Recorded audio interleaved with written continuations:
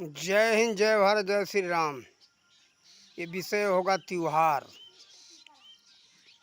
त्योहार जो मनाया जाता है, त्योहार का वास्तविकता क्या है। आज त्योहार का वास्तविकता बहुत बिगड़ चुका है। इसके विषय में हम बताएंगे।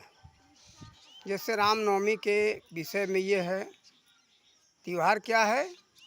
ये जैसे आज आप लोग महापुरुषों के जन्मदिन जो मनाते हो, तो जन्मदिन के ऊपर आप क्या करते हो कि उस महापुरुष के विषय में बताते हो। जैसे नेताजी सुभाष चंद्र बोस, गांधी जी, सरदार भगत सिंह, चंद्रशेखर आजाद इत्यादि, ये जितने महापुरुष हैं, इनके विषय में इनके परिचय देते हो। इन्होंने जन कल्याण के लिए क्या क्या काम किया, ये देश के लिए, समाज के लिए, और इनका जो जो भी कार्य है, इनका जन्म कब हुआ, ये सारी बातें उस दिन बताई जाती है। देखो, ये रामनवमी हो और कृष्ण जन्माष्टमी हो, इसी तरह से जितने भी, या गणेश चतुर्दशी हो या हनुमान जयंती हो, ये लोग एक त्यौहार के रूप में मना लेते हैं। उस दिन क्या है, बनाना, खाना, खेलना, कूदना। और होली के दिन है, होली के दिन रंग, गुलाल, अबीर उड़ाना, गाना बजाना करना, और कुछ उसके विषय में बताना नहीं। ये रामनवमी के दिन भी ऐसे ही हो रहा है, और भी बहुत से ऐसे पूजा पाठ हो जाते हैं। लेकिन वास्तव में उस दिन क्या होना चाहिए, राम जी के विषय में बताना चाहिए कि राम जी का जन्म कब हुआ, राम जी मानव समाज के लिए क्या क्या मार्गदर्शन दिए, ये बताया जाना चाहिए। कृष्ण के, भगवान कृष्ण जो हैं, उनके जन्माष्टमी के समय में भी ये बताया जाना चाहिए कि उनका जन्म कब हुआ, जन कल्याण के लिए क्या क्या कार्य किया, भक्ति मार्ग के विषय में उन्होंने क्या बताया। इसी तरह से जितने महापुरुष हैं, जैसे देखो आता है का ये आपका, ये क्या कहते इसको, शिवरात्रि। शिवरात्रि के दिन भी यही बात होना चाहिए। उस दिन शिवरात्रि का मतलब है उस समय भगवान शिव का जन्मदिन है, उनके विषय में बताया जाना चाहिए कि उनका इस धराधाम पर जन्म हुआ और वो जन कल्याण के लिए ये ऐसा कार्य किया उन्होंने। देखो, इस जगत में भक्ति मार्ग से लेकर के जन कल्याण के लिए जितने सूत्र हैं, सब उन्होंने इस संसार में दिया है। चाहे औषधि हो या कोई भी विज्ञान का सूत्र हो, ये सब भोलेनाथ का दिया हुआ है। इसीलिए कहा जाता है भोला भंडारी, यानी सभी कुछ का भंडार उनके पास था, है और देते हैं वो। देखो, एक जगह एक पुस्तक में हमको मिला था, 11 सूत्र 11 पुस्तक ऐसे हैं जो कि उसमें लाखों सूत्र का वर्णन है। 11 तो पुस्तक है, और उन सभी पुस्तकों को मिलाकर के लाखों सूत्र उन्होंने दिया। जैसे स्वर तंत्र विज्ञान, चिकित्सा विज्ञान, ये शल्य चिकित्सा, और धातु विज्ञान, ये क्या गृह निर्माण विज्ञान, इस तरह से अनेकों विज्ञान के सूत्र उसमें 17 पुस्तकों का, विज्ञान के मूल पुस्तकों का नाम उन्होंने दिया था, जो कि उस लेखक ने लिखा था, और उसमें लाखों सूत्र है। तो देखो, इस तरह से इस धराधाम पर देखने में आ रहा है, इस जगत को ये सब भोलानाथ ने दिया है। और कारण कि इनका आयु बहुत लंबा है, और ये अधिक इनका लंबायु होता है, और ये जगत कल्याण के लिए बहुत कुछ इन्होंने दिया।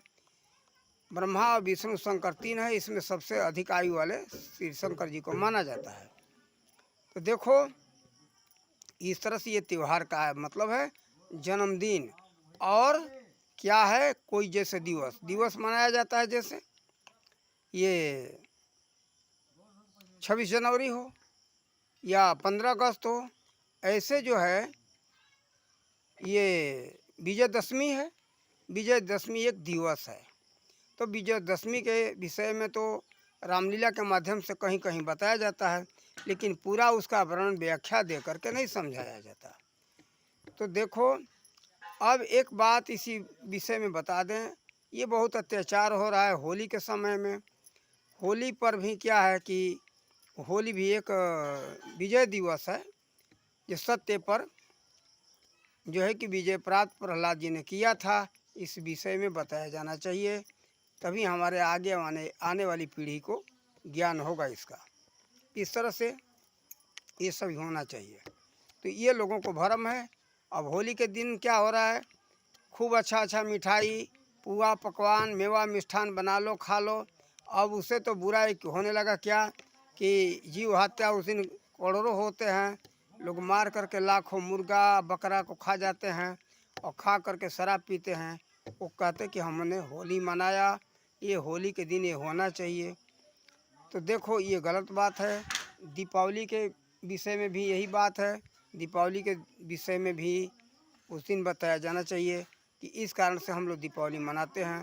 भगवान श्री राम जब अयोध्या आ गए तो उस दिन खुशी में जो होली ये दीपावली मनाई गई थी, उस विषय में वर्णन होना चाहिए।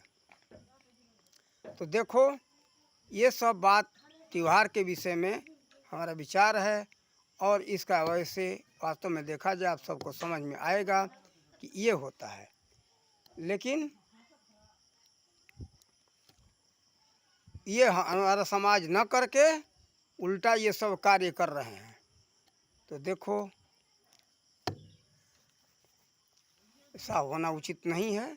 त्यौहार के दिन का मतलब है उस दिन एक जन्म दिवस है या किसी प्रकार का दिवस है, उस दिवस के दिन ऐसा ये सब लोग मनाएं, उससे लाभ उठाएं और ये जन कल्याण के लिए जो जो महापुरुष भक्ति मार्ग के लिए बताए हैं, भक्ति मार्ग के विषय में पूरा वर्णन होना चाहिए कि भक्ति का सूत्र क्या है और हम भक्ति कैसे करें, भजन कैसे करें। केवल गान बजान कर लेना भजन नहीं है। जैसे लोग गाते हैं कि उमरिया बीती जा रही है हरि का भजन कर भाई, तो इसी को भजन मान लिए, लेकिन ये देखो वास्तव में ये भजन नहीं है। देखो वास्तव में भजन क्या है, भजन करना नहीं है, भजन आपके अंदर हो रहा है।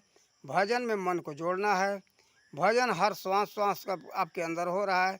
इसीलिए नानक देव जी ने कहा, उठत बैठत सोवत जागत नाम, नानक सदुभय काम। तो देखो कहने का मतलब कि निरंतर वह जप तो चल रहा है, जप में मन को आपको जोड़ना है। देखो इसीलिए किसी संत ने कहा, माला जपू न कर जपू मुक्ते कहूँ न राम, मेरा राम सुमिरन करे मैं पाऊँ विश्राम। वह आपके श्वासों के अंदर निरंतर वह जप चल रहा है। जप करना नहीं है, पूजन करना नहीं है। पूजन तो वास्तव में हो रहा है। ये बाहरी जो ये पूजन हो रहा है एक प्रकार का, ये हम जैसे कि कोई महापुरुष हो, अपने घर में माता पिता हो, उनके सेवा का कार्य है। समय से भोजन, समय से उनका स्नान, समय से सारी व्यवस्थाएं की जाती है। ये वो एक प्रकार का होता है कि सुबह पुजारी उठे तो जा कर के स्नान कराए, दतुवन कराए ठाकुर जी का। उसके बाद जो है उनका आरती किए, आरती करने के बाद बाल भोग बनाए, बाल भोग कराए, फिर दोपहर का राजभोग है, यानी दोपहर का भोजन। देखो इस तरह से ये सब सेवा है। तो सेवाएं ठीक है, इसको पूजा ही मान लो, कोई बात नहीं। लेकिन वास्तविक पूजन क्या है, अपने अंदर हो रहा है। और ये सारी चीज़ें जो बाहर में हम लोग कर रहे हैं ना, ये कोई चीज़ बाकी नहीं है, निरंतर ये चल रहा है। अब देखो ये करना नहीं है कुछ भी हो, लेकिन आप ध्यान जो व्यक्ति लगाते हैं वो तो ज़रा अंदर जा कर के देखें, वो जो समाधि में जाने पर पता लगेगा कि ये हमको करना नहीं है। अपने आप निरंतर कण कण में हो रहा है, हमारे अंदर ही नहीं, हर कण कण में हो रहा है। भजन हो रहा है, पूजन हो रहा है, आरती हो रहा है। देखो एक तो ज्योति हम लोग जलाते, कहते कि आरती करते, अरे आरती करते, वह आरती करके पुजारी कहते कि लो आरती ले लो। आरती ले लो का मतलब ये है कि ये ज्योति जो है, ये ज्योति को देख लो, तुम भी ज्योति स्वरूप हो, उस ज्योति स्वरूप को जानो।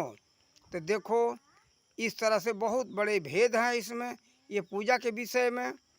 ये इसलिए इस सब के ऊपर हम सबको जानना चाहिए, समझना चाहिए। लेकिन इसको कौन बताएंगे, तत्वदर्शी संत।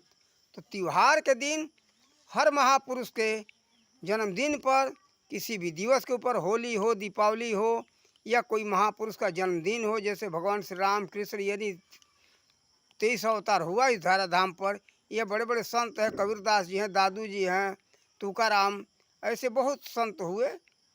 तो देखो किसी भी संत का जन्मदिन मनाओ तो उस जन्मदिन के ऊपर जो है ये सब चर्चा होना चाहिए भक्ति के बारे में, भक्ति का सूत्र क्या है।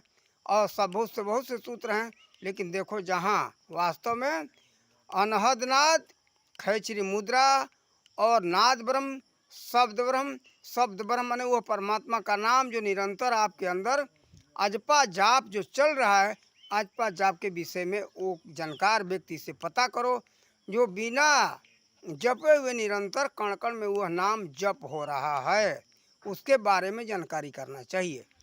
जो भजन करना नहीं, भजन हो रहा है उसके बारे में ज़रा किसी से पूछना, जो जानकार होंगे संत वही बताएंगे। ये भेद को सबको पता नहीं है।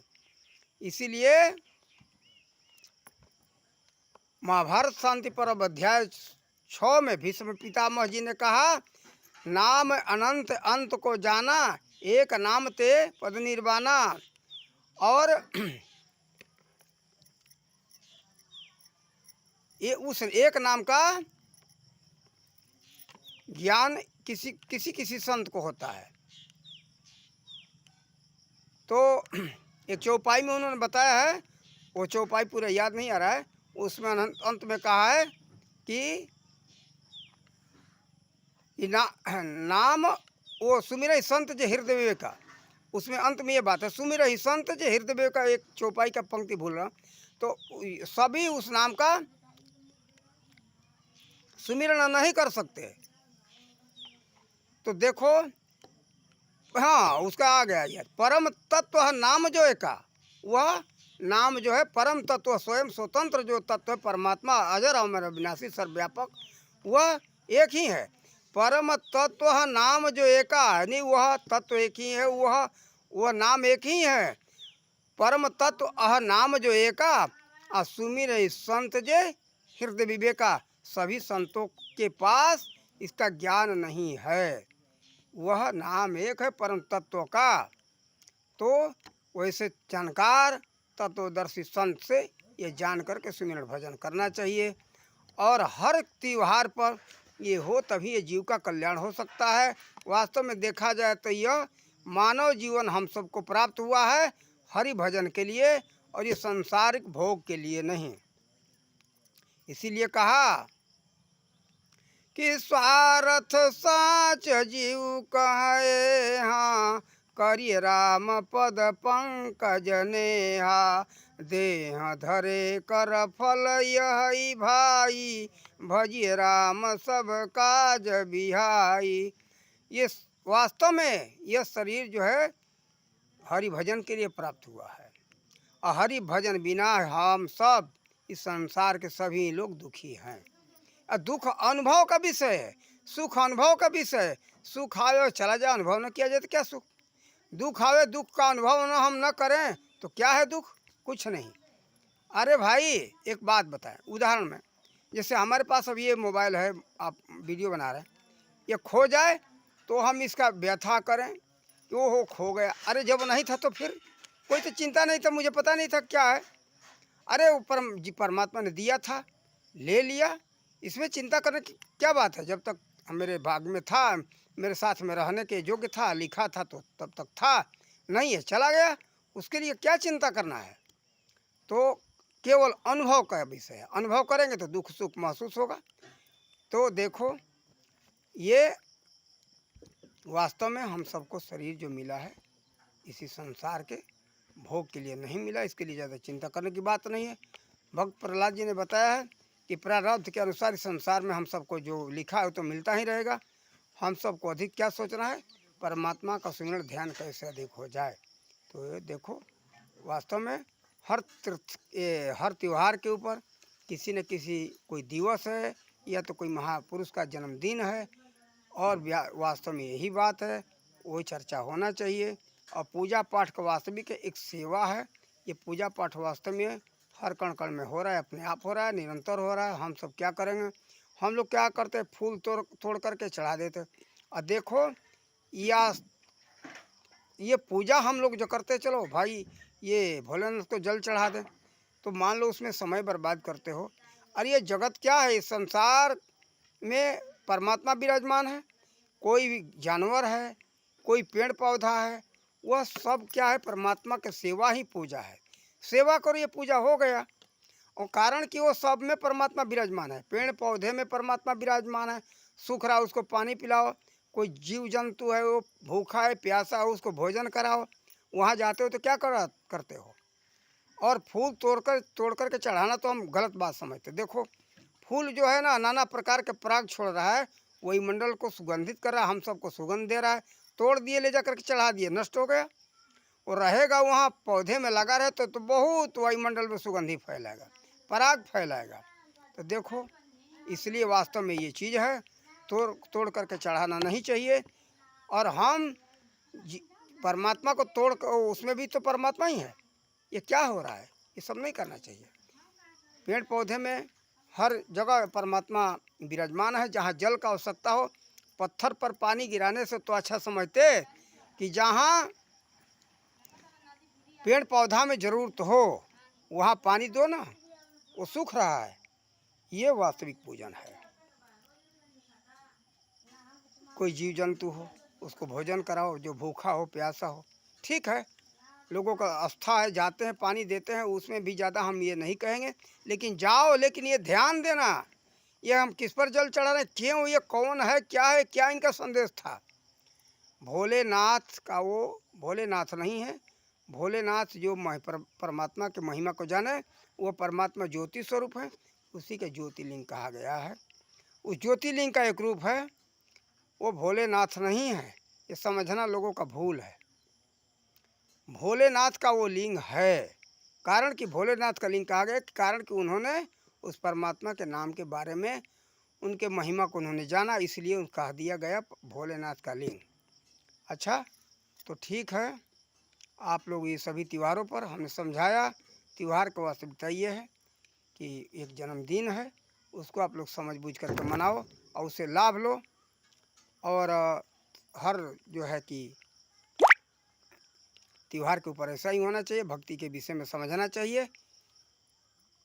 और इन्हीं शब्दों के साथ अपने वाणी का विराम देते। जय हिंद, जय भारत, जय श्री राम।